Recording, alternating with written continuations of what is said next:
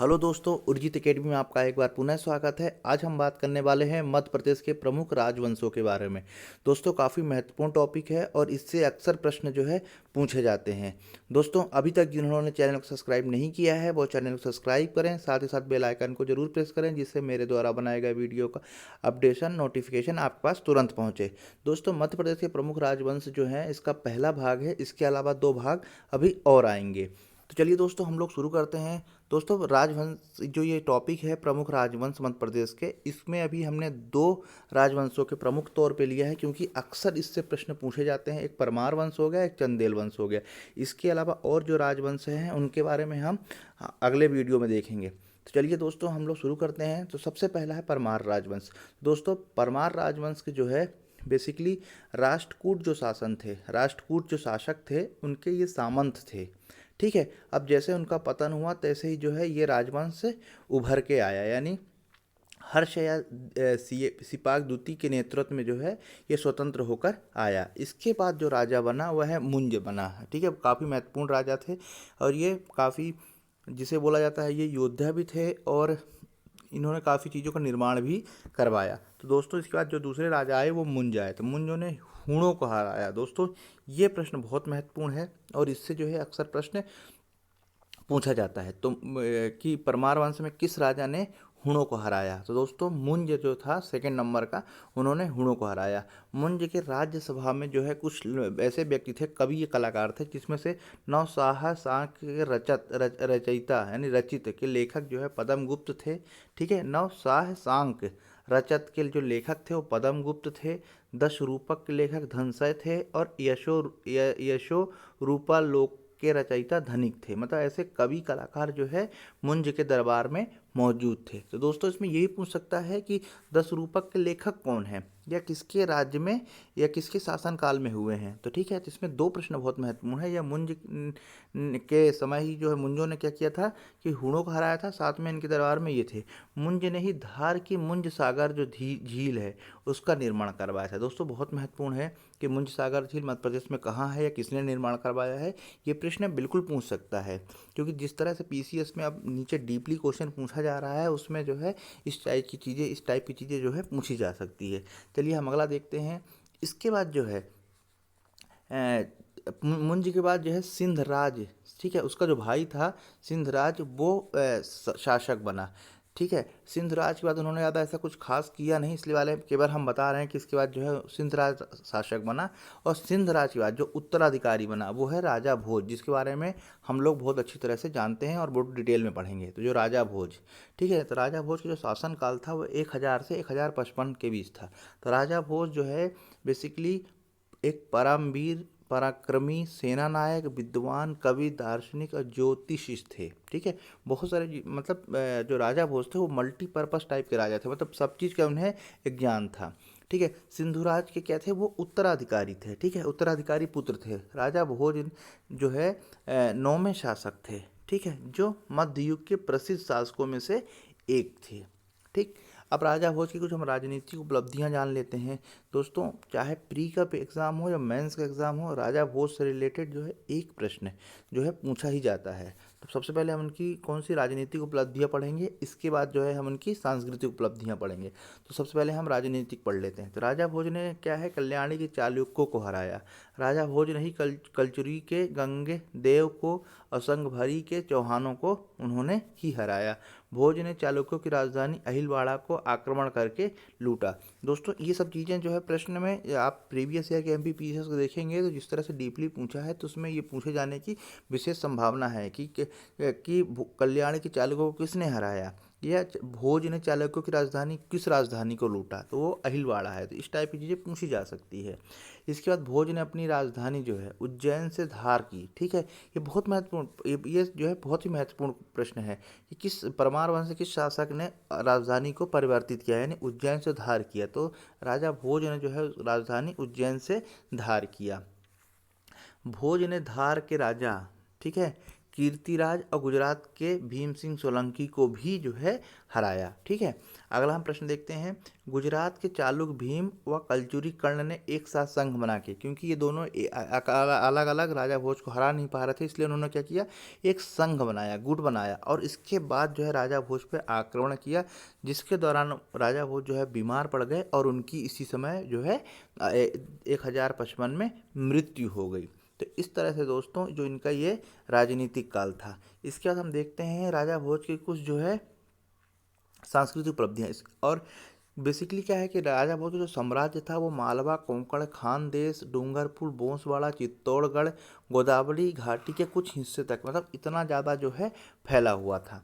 ठीक है, अब हम उनकी सांस्कृतिक जो है उपलब्धियाँ देखते हैं। तो राजा भोज एक ख्याति साहित्य और कवि के रूप में जो है प्रसिद्ध थे। उन्होंने कविराज की उपाधि धारण की थी, ध्यान रखिएगा, कविराज की उपाधि धारण की थी। ठीक है, ऐसा कौन सा परमार वंश का शासक है जिन्होंने कविराज की उपाधि धारण की थी, वो है राजा भोज।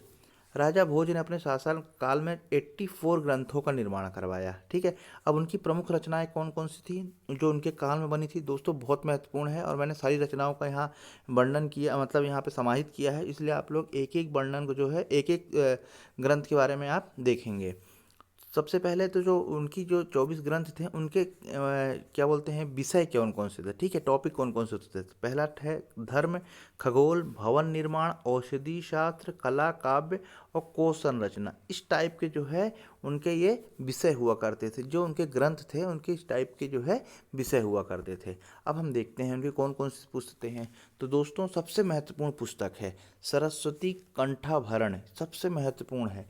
अक्सर पूछा जाता है कि सरस्वती कंठाभरण के लेखक कौन है, तो दोस्तों ये सबसे महत्वपूर्ण है कि ये राजा भोज ने इसको लिखा है। इसके बाद राजा मार्तंड, विद्या विनोद, योग सूत्र, वृत्ति, श्रृंगार मंजरी, तत्व प्रकाश, सिद्धांत संग्रह, तत्व प्रकाश, सिद्धांत संग्रह, योग सूत्र, चारु चर्चा, आयुर्वेद सर्वत्र और समरागण सूत्रधार। दोस्तों इतनी जो है ये सबसे महत्वपूर्ण है, जिसमें सरस्वती कंठाभरण सबसे ज़्यादा बार पूछी गई है। इसके बाद जो है दूसरी पूछी गई है योग सूत्र, चारु चर्चा। ठीक है, तो इस तरह की चीज़ें जो बहुत बार पूछी गई, तो इसलिए आप लोग बिल्कुल याद रखिएगा, जितनी मैंने बताया है कि सरस्वती कंठाभरण, राजा मार्तंड, विद्या विनोद, योग सूत्र, वृत्ति, श्रृंगार मंजरी, प्रकाश, तत्व प्रकाश, सिद्धांत संग्रह, योग सूत्र, चारु चर्चा, आयुर्वेद सर्वत्र और समरागण सूत्रधार।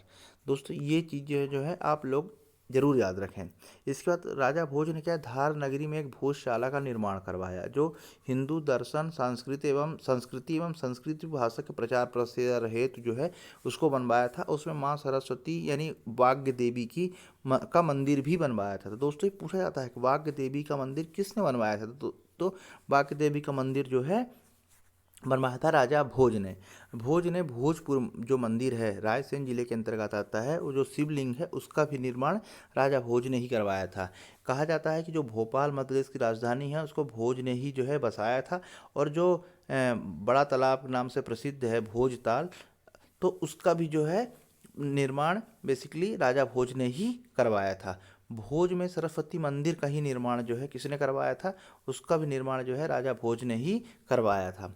इसके बाद हम बात कर चुके हैं विदिशा के निकट उदयपुर नामक स्थान है, ठीक है, जहाँ नीलकंठेश्वर मंदिर के शिलापट के ऊपर उत्कीर्ण जो प्रशस्ति है वो उदय प्रशस्ति के नाम से जानी जाती है, जिसमें किसका बखान है, उसमें परमार वंश का जो है उनकी उपलब्धियां, उनके शासकों के बारे में बताया गया है। तो दोस्तों ये प्रश्न पूछा जाता है कि उदयपुर प्रशस्ति किसके बारे में पूछा जाता है। तो दोस्तों उदयपुर प्रशस्ति बेसिकली पूछा जाता है, बताया गया है या पूछा जाता है तो उसमें जो है परमार वंश के बारे में बताया गया है। ठीक है, बहुत महत्वपूर्ण है। चित्तौड़गढ़ में त्रिभुवन नारायण मंदिर का निर्माण भी राजा भोज ने ही करवाया है। बहुत महत्वपूर्ण है दोस्तों, इसको जरूर याद रखिएगा। चित्तौड़गढ़ में जो त्रिभुवन नारायण मंदिर का निर्माण किसने करवाया, तो राजा भोज जी हैं। इसके बाद हम बात करेंगे चंदेल वंश की, ठीक है, या जेजक भुक्ति की। दोनों एक ही चीज़ है, दोनों याद रखिएगा। कभी कभी क्या होता है कि नाम पूछा जाता है और हमें एक ही नाम पता होता है तो हम दूसरे नाम आ जाने पे कंफ्यूज हो जाते हैं। तो दोस्तों चंदेल वंशों की जो राजधानी थी वो खजुराहो थी, और राजा नन्नुक या चंद्रवर्धन ने जो है चंदेल वंश की स्थापना की थी। ठीक है, इनका अगर हम कार्यकाल बात करें तो 950 से 1050, ठीक है, 950 से 1050, ठीक है, पूरे 100 साल। तो चंदेलों की राजधानी खजुराहो थी, बहुत बार प्रश्न पूछा जा चुका है, और स्थापना चरवर्धन या नन्हु नामक व्यक्ति ने की थी। अब हम देखते हैं इसके बाद जो अगले राजा बने वो यशोवर्मन बने। यशोवर्मन या लक्ष्मण वर्मन दोनों एक ही नाम है, ने ही खजुराहो में प्रसिद्ध विष्णु मंदिर का निर्माण करवाया था, जो कि इस मंदिर में जो मूर्ति लगी थी वो बैकुंठपुर की जो है मूर्ति थी, जो वहाँ के राजा तेजपाल थे उन्होंने इनको दिया था। बहुत महत्वपूर्ण है कि खजुराहो के विष्णु मंदिर का निर्माण किसने करवाया, तो वो है यशोवर्मन या लक्ष्मण वर्मन ने जो है निर्माण करवाया था। इसके बाद हम अगला देख लेते हैं। यशोवर्मन का अब पुत्र हुआ गंधदेव। ध्यान रखिएगा दोस्तों, मैंने एक के बाद एक विषय में बताया है, बहुत महत्वपूर्ण है। और इसमें क्या होता है कि हम अक्सर प्रश्न पूछा जाता है कि ये किसके पुत्र हैं या इस मंदिर का निर्माण किसने करवाया है। तो इसको याद करने का तरीका ये है कि एक क्रम वाइज के इसके जो बाद ये राजा आया, इसके बाद ये राजा आया, तो इसमें क्या होता है कि याद करने में आसानी होती है। तो अभी हमने बात की यशोवर्मन की। यशोवर्मन के जो पुत्र हैं वो गंधदेव थे, ठीक है। गंधदेव यह चंदेल वंश का पहला शासक है जिसने क्षीण प्रतिहार की जो सत्ता थी उसको नकारा और स्वाधीनता को जो है की घोषणा की, यानी स्वतंत्र हुए। गंधदेव ने ही खजुराहो के विश्वविख्यात, ठीक है, कौन से विख्यात पार्श्वनाथ और विश्वनाथ, ये पार्श्वनाथ है, ये थोड़ा सा यहाँ पे साथ मिस्टेक हो गया है, आप पार्श्वनाथ पढ़ेंगे और विश्वनाथ, ठीक है, पार्श्वनाथ और विश्वनाथ मंदिर का निर्माण करवाया। तो दोस्तों प्रश्न पूछा जाता है कि पार्श्वनाथ तथा विश्वनाथ मंदिर का निर्माण किस राजा ने करवाया है, तो दोस्तों चंदेल वंश के धंगदेव ने करवाया है, ठीक है। धंगदेव किसका पुत्र था, धंगदेव किसका पुत्र था, यशोवर्मन का जो है पुत्र धंगदेव था, ठीक है, जिसने पार्श्वनाथ और विश्वनाथ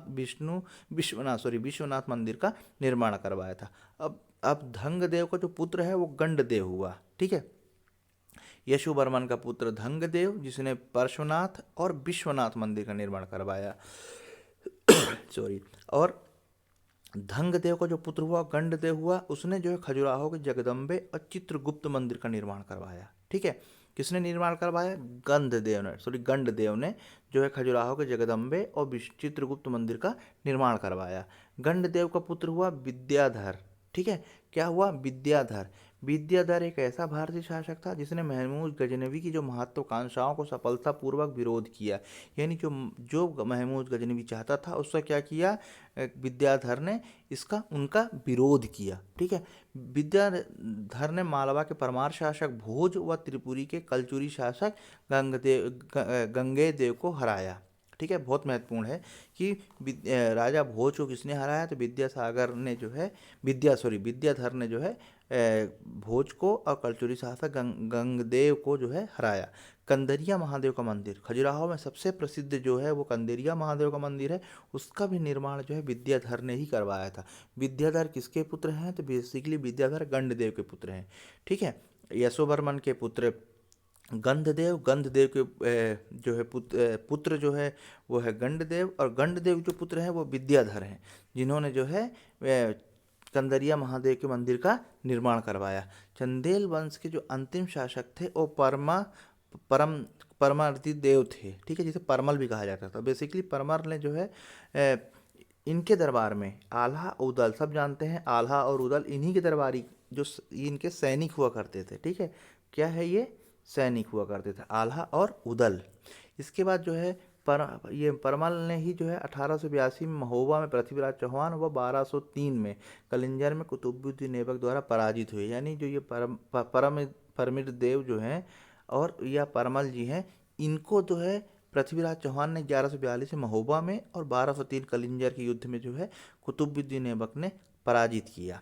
आल्हा और उदल इनके ही दरबार में रहते थे, ठीक है, इनके सैनिक थे। इसके बाद थोड़ा सा हम देख लेते हैं कि परमार वंशी जो है मुंज ने, ये रिपीट हो गया है, हुणों को हराया।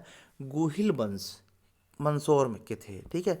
गुहिल वंश कहाँ के थे, मंदसौर के थे। 14वीं शताब्दी में उत्तरार्ध में ग्वालियर में वीर सिंह देव ने तोमर वंश की स्थापना की। तोमर वंश की स्थापना किसने की, वीर सिंह देव ने की। कहाँ की, ग्वालियर में की। यादव राय ने गढ़ा कटंगा में गोंड वंश की स्थापना की। जो रानी दुर्गावती थी वो गोंड वंश की तो रानी थी, ठीक है, दुर्गावती। इनकी समाधि कहाँ बनी हुई है दोस्तों? कमेंट्स बॉक्स में आप मुझे ज़रूर बताइए कि रानी दुर्गावती की समाधि कहाँ बनी हुई है। ठीक है। गोंड वंश के सबसे प्रसिद्ध जो शासक कहलाए, राजा कहलाए, वो संग्राम सिंह थे, संग्राम शाह थे, सॉरी, संग्राम शाह थे। अकबर के जो समकालीन कौन सी शासिका थी? रानी दुर्गावती थी। ठीक है। मुगल सेना जो असफ खां है, असफ खां, तो ये दुर्गावती से युद्ध करने के लिए अकबर ने ही भेजा 1564 में। ठीक है। दुर्गावती से युद्ध किया असफ खान ने, जो कि मुगल सेनापति था किसका? अकबर का। उन्होंने जो है दुर्गावती से युद्ध किया और युद्ध करने में अपने आप को पराजित देखते हुए अपनी ही कटार से अपने आप को जो है मार के शहीद हो गई। तानसेन रीवा के राजा जो रामचंद्र थे उनके दरबार में थे। ठीक है। किसके दरबार में थे? रामचंद्र के रीवा के जो राजा थे उस समय, तत्कालीन राजा थे जो नरेश थे, उन रामचंद्र, उनके दरबार में जो है तानसेन थे, और जिसे जो है अकबर ने भेजा कि आप कि मतलब वहाँ से बुला लिया। तो इस तरह से दोस्तों ये समाप्त हुआ। राजवंश काफ़ी महत्वपूर्ण है और इससे जो है प्रश्न पूछे जाते हैं और भविष्य में पूछे जाने की संभावना है, चाहे परमार वंश हो या चंदेल वंश का हो, सभी से जो है प्रश्न पूछा जाता है। तो चलिए दोस्तों, इस तरह से ये टॉपिक समाप्त हुआ। उम्मीद करता हूँ आप लोगों को समझ में आया होगा। ये पहला भाग था और जल्द जो है दूसरा भाग बहुत ही जल्द आएगा। चलिए दोस्तों, पढ़ते रहिए। नमस्कार।